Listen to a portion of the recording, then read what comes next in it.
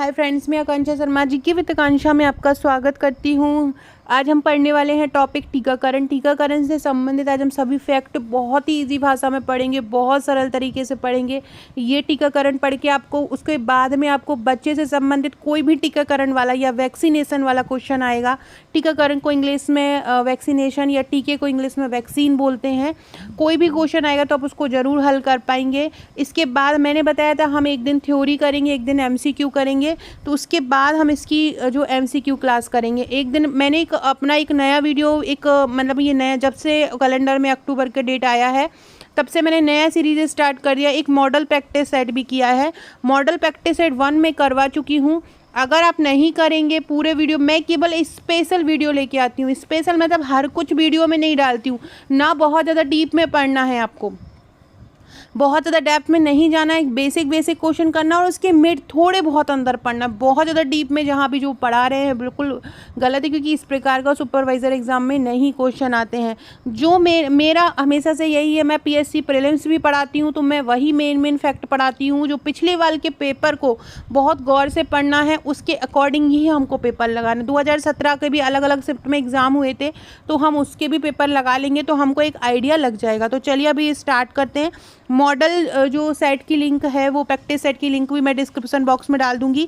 और जैसे कि ये A2 है, A1 भी मैं करा चुकी हूँ। A1 में मैंने महिला आयोग कराया था, उसके क्वेश्चन अच्छे से कर लीजिएगा, महिला आयोग का अच्छे से पढ़ लीजिएगा। पूरी A सीरीज़ नाम से सुपरवाइज़र तैयारी A सीरीज़ के नाम से प्लेलिस्ट बना दी है। प्लेलिस्ट की लिंक भी डिस्क्रिप्शन बॉक्स में डाल दी है। पहला वीडियो भी देख लीजिएगा, ये दूसरा वीडियो देख के। चलिए पढ़ते हैं टीकाकरण बच्चों में।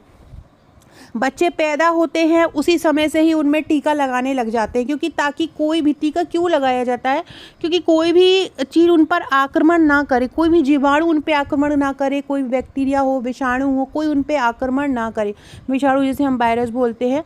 तो हिंदी इंग्लिश इसलिए बता रही हूँ, बहुत सारी लड़कियाँ मैसेज कर रही हैं कि इंग्लिश में है और हिंदी में उनको ज़्यादा समझ में नहीं आ रहा है, इसलिए मैं उसकी इंग्लिश भी बताती जा रही हूँ। तो टीका क्यों लगाया जाता है? प्रतिरोधक क्षमता विकसित करने के लिए, जिस ताकि कोई भी बाहरी चीज़ बच्चों पर आक्रमण ना कर सके। तो जैसे ही बच्चा पैदा होता है वैसे ही उस पर जो है वैसे ही उसको टीका लगाने का आश्वासन दिया जाता है और टीके माँ बाप को दिया जाता है और लगाया जाता है। किन्हीं परिस्थितियों में अगर नहीं लगा पाते हैं तो फिर बूस्टर टीका उसका दिया जाता है। तो सबसे पहले जन्म के 24 घंटे के भीतर, जैसे ही बच्चा पैदा हुआ, जैसे ही बेबी आया, तो वैसे ही 24 घंटे के भीतर 3 टीके लगाए जाते हैं। कौन से कितने टीके लगाए जाते हैं? जन्म के 24 घंटे के भीतर। आपको याद रखना है कि जन्म के 24 घंटे के भीतर कितने टीके लगाए जाते हैं और कौन कौन से टीके लगाए जाते हैं। तो जन्म के 24 घंटों के भीतर 3 टीके लगाए जाते हैं। एक तो होता है BCG, जिसको बोलते हैं हम बैसिल कैलमेट गुएरिन बोला जाता है, जिसका फुल फॉर्म होता है BCG का बेसिलस बैसिल कैलमेट गुएरिन, इसका फुल फॉर्म होता है। और दूसरा होता है OPV, जिसको हम ओरल पोलियो वैक्सीन बोलते हैं। और तीसरा होता है हेपेटाइटिस B। अब आपसे पूछेंगे कि जैसा ही बच्चा जन्म लेता है या बच्चे के जन्म के 24 घंटे के बाद कौन सा टीका लगाया जाता है, तो BCG, OPV और हेपेटाइटिस B। जो OPV जो है वो लगाया जाता है, मुंह से दिया जाता है, जबकि BCG और जो हेपेटाइटिस B है वो इंजेक्शन द्वारा बच्चे की बाह में लगाए जाते हैं। ये जो BCG, OPV, हेपेटाइटिस B ये क्या करता है, बच्चे को क्यों लगाया जाता है, कि ताकि बच्चे को TB ना हो, तपेदिक ना हो, पोलियो ना हो, पीलिया ना हो। और ये इन्हीं सब कारणों से, इन्हीं बीमारियों के बचाव के लिए ये टीके लगाए जाते हैं। क्योंकि जैसे बच्चा पैदा होता है तो उसकी ब्लड में कहीं कोई इन्फेक्शन ना हो जाए, जिससे कि पीलिया नामक रोग हो जाए, जो कि लीवर में प्रॉब्लम करता है।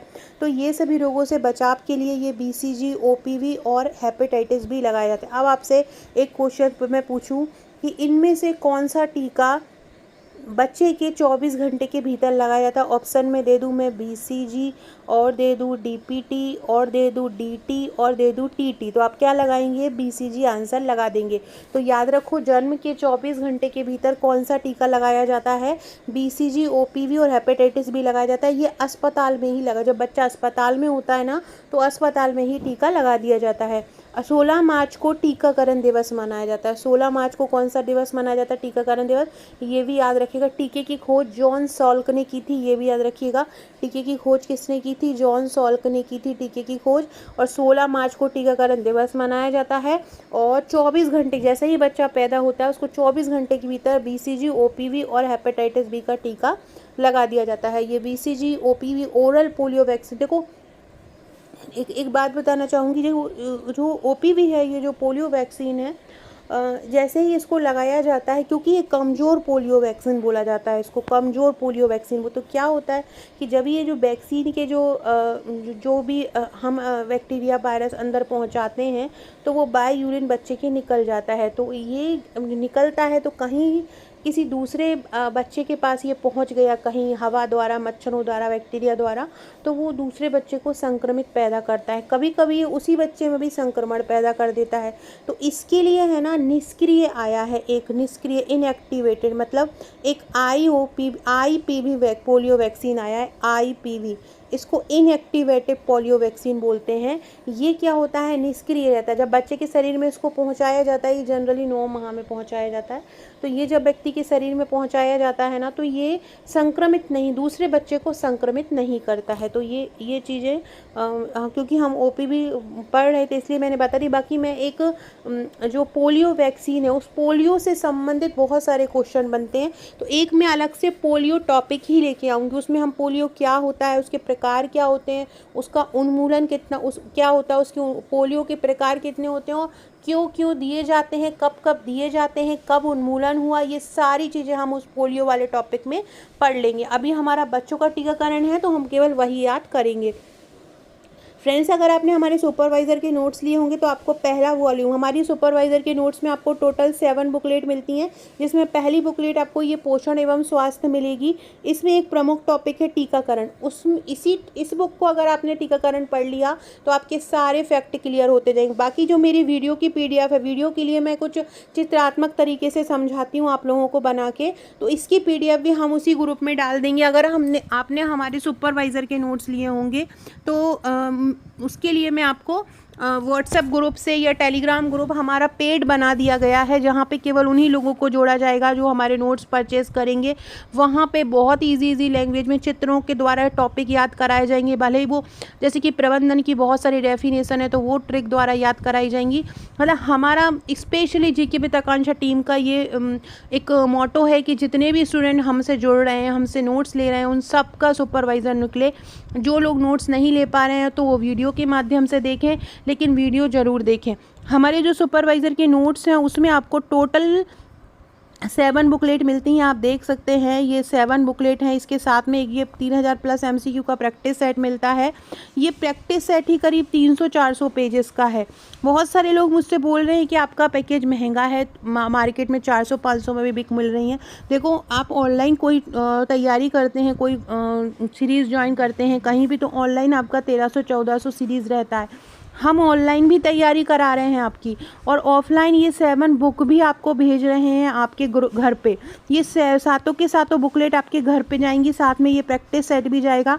इस प्रकार की बुकलेट आपके घर पे पहुंचेंगी। बहुत ही इजी लैंग्वेज में इनको कवर किया है, आप देख सकते हैं इस प्रकार से। साथ में हमारा एक ग्रुप भी बनाया है। ग्रुप केवल उन्हीं लोगों के लिए बनाया है जो 2 तरह के ग्रुप है। एक पब्लिक ग्रुप है, पब्लिक ग्रुप की लिंक आपको डिस्क्रिप्शन बॉक्स में मिल जाएगी, वहाँ हर स्टूडेंट जुड़ सकता है।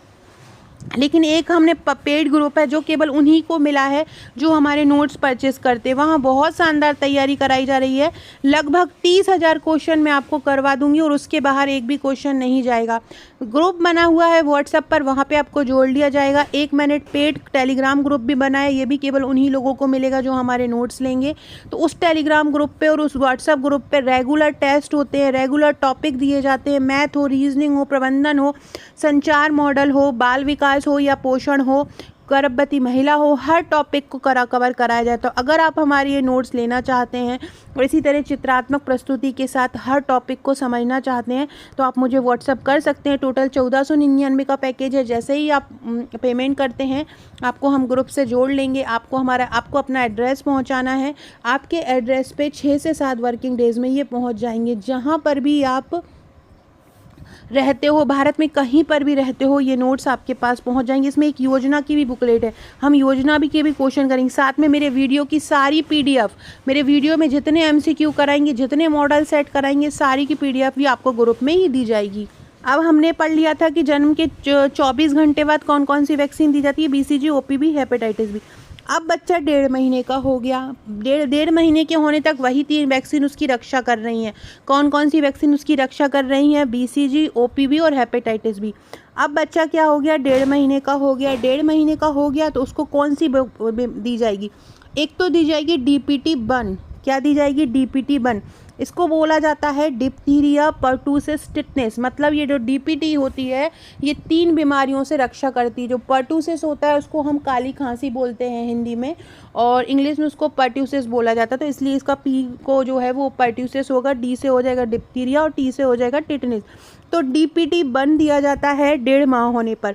इसके बाद हेपेटाइटिस B1 दिया जाता है 1.5 माह होने पर, और ओपीवी 1 दिया जाता है 1.5 माह होने पर। अब आपने ऊपर पढ़ा था कि जैसे ही बच्चा पैदा होता है उसको हेपेटाइटिस बी की और ओपीवी दी जाती है और बीसीजी दी जाती है, लेकिन वो हेपेटाइटिस बी करके दी जाती है। ये हेपेटाइटिस B1 है और ये ओपीवी 1 है।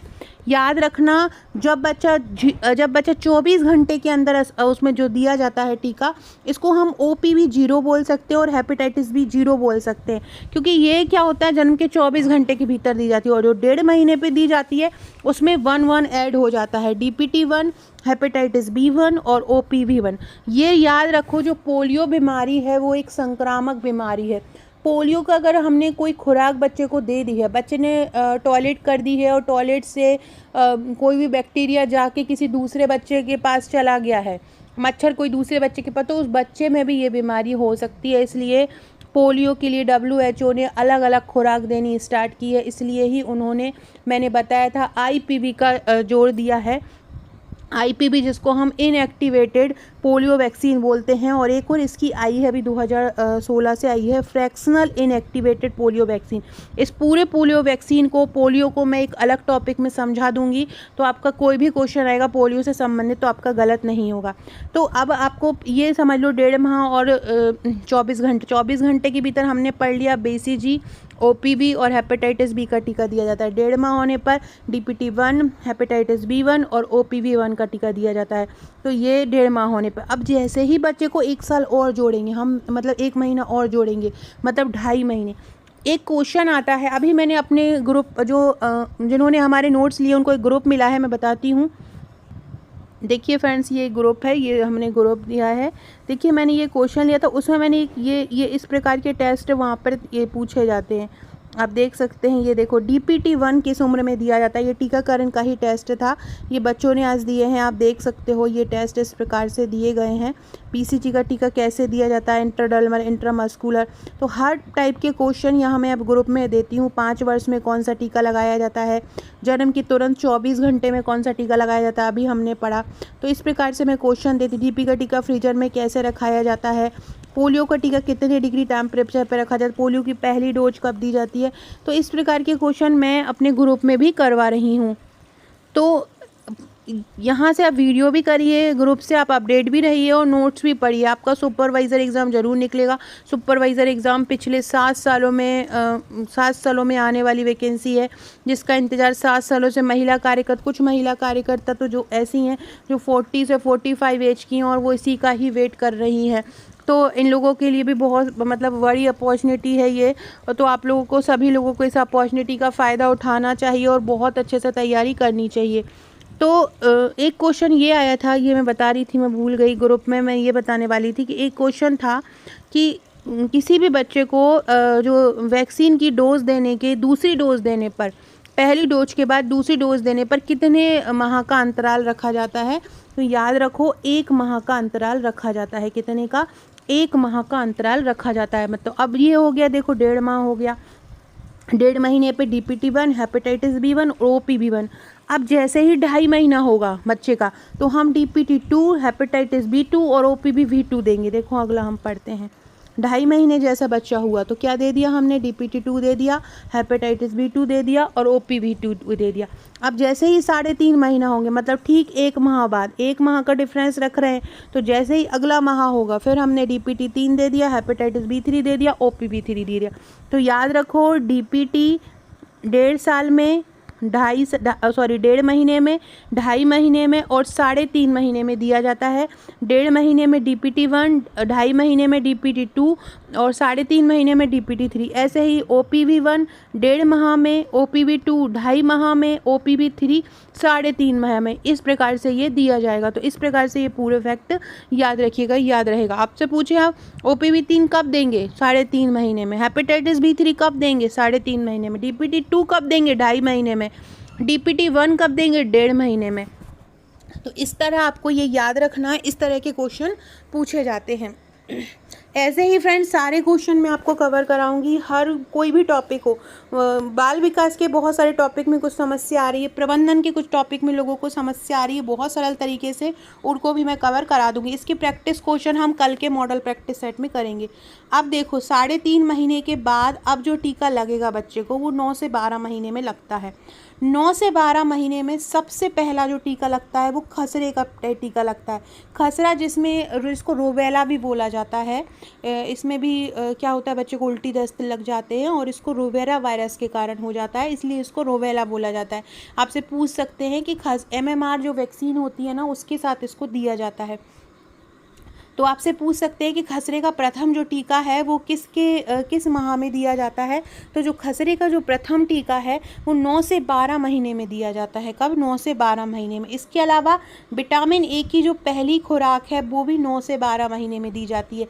विटामिन ए की टोटल कितनी खुराक बच्चे को दी जाती है, ये क्वेश्चन आता है, तो आपको याद रखना है विटामिन ए की टोटल 9 खुराक बच्चों को दी जाती है। और सबसे पहली खुराक कब दी जाती है, 9 से 12 महीने में दी जाती है। और 9 से 12 महीने में ही खसरे का प्रथम टीका दिया जाता है। अब आपसे पहले क्वेश्चन पूछ सकते हैं कि विटामिन ए की प्रथम खुराक कब दी जाती है। 9 से 12 महीने, 12 से 24 महीने, 24 से 48 महीने, 3 से 5 साल। आपको याद रखना है 9 से 12 माह में, मतलब जब बच्चा बिल्कुल 1 साल के लगभग होने वाला हो तो उसको क्या दिया जाता है, विटामिन ए का प्रथम खुराक दिया जाता है और खसरे का भी प्रथम टीका दिया जाता है। अब 9 से 12 महीने के बाद जो दूसरा टीका होता है वो 16 से 24 महीने का होता है। इसमें खसरे की दूसरी खुराक दी जाती है। पहली खुराक कब दी जाती है खसरे की, 9 से 12 महीने में, और दूसरी खुराक कब दी जाती है, 16 से 24 महीने में दी जाती है। अगर DPT का पोलियो का टीका नहीं लगा हो, किसी कारण छूट गया हो, तो इसी समय में ही पोलियो बूस्टर भी, इनका DPT और पोलियो बूस्टर भी यहाँ पे इसी महीने में दिया जाता है। तो याद रखना, आपसे पूछें खसरे का दूसरा टीका कब दिया जाता है, तो 16 से 24 महीने। खसरे का पहला टीका कब दिया जाता है, 9 से 12 महीने, ये याद रखिएगा। अब है 16 माह से 5 वर्ष तक। अब बच्चे को 16 माह से 5 वर्ष तक के टीके की बात आ गई। तो देखो विटामिन ए की मैंने बताया था टोटल 9 खुराक होती हैं। पहली खुराक जो होती है वो 9 से 12 महीने में दे दी जाती है। अब जो बची हुई 8 खुराक रहेंगी वो जो विटामिन ए की दूसरी से 9वीं खुराक, मतलब जो टोटल 8 खुराक जो बची रहेंगी वो 16 महीने से 5 वर्ष तक हर 6 महीने के अंतराल में दी जाएंगी।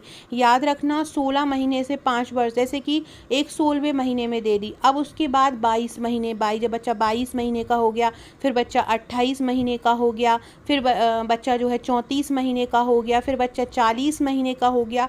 इस प्रकार से जो 6-6 महीने को जोड़ते हुए हर 6-6 महीने के अंतराल में विटामिन ए की खुराक दी जाती है। पहली तो 9 महीने में दे दी जाती है, दूसरी से 9वीं खुराक जो होती है 16 माह से 5 वर्ष तक दी जाती है, हर 6 महीने के अंतराल में। याद रखिएगा, इसके MCQ हम कल करेंगे, तो ये टॉपिक अच्छे से पढ़ लेना। और जो कल का जो वीडियो बनाया था मॉडल प्रैक्टिस सेट फर्स्ट, और उसके पहले जो A1 बनाई, ये A सीरीज़ बनाई जा रही है टॉपिक वाइज पढ़ाने के लिए, तो वो ज़रूर कर लीजिएगा। इसके अलावा अगर न्यू है चैनल पर तो चैनल को सब्सक्राइब कर लीजिएगा और कमेंट में मैसेज ज़रूर कीजिएगा आपको वीडियो कैसा लगा। अब है 5 वर्ष। 5 वर्ष की जब उम्र हो जाती है बच्चे की तो डीपीटी का दूसरा बूस्टर दिया जाता है। डीपीटी का क्या पहला बूस्टर हमने कब पढ़ा था? हमने पढ़ा था जो पहला बूस्टर है वो 16 से 24 महीने में दिया जाता है, और दूसरा बूस्टर डीपीटी का कब दिया जाता है? जब बच्चा कितने का हो जाता है? 5 साल का हो जाता है। डिप्थीरिया का फुल फॉर्म क्या होता है? डिप्थीरिया, पर्टूसिस और टिटनेस। ये पर्टूसिस को ही काली खांसी बोला जाता है। अब बात की जाए कि रोटा वायरस भी बच्चों को दिया जाता है। रोटा वायरस के लिए मैंने ये अलग से लिख दिया है। रोटा वायरस की टोटल 3 खुराक दी जाती है। पहली खुराक जो होती है शिशु के, जब शिशु 2 महीने का हो जाता है तब उसको ये पहली खुराक दी जाती है, मतलब 8 से 10 हफ्ते में ये शिशु को पहली खुराक दी जाती है। दूसरी खुराक कब दी जाती है? जब शिशु कितने का हो जाता है? 4 महीने का। WHO ने सिफारिश की है कि 9वें हफ्ते में रोटा वायरस वैक्सीन बच्चे को दी जाए। WHO ने, ये जो विश्व स्वास्थ्य संगठन है, उसने ये बोला है कि बच्चे को 9वें हफ्ते में, जब बच्चा 9वें हफ्ते में पहुंच जाए तो उसको रोटा वायरस की वैक्सीन देना चाहिए। वैसे बाकी ये यूनिवर्सल है, कब दी जाती है?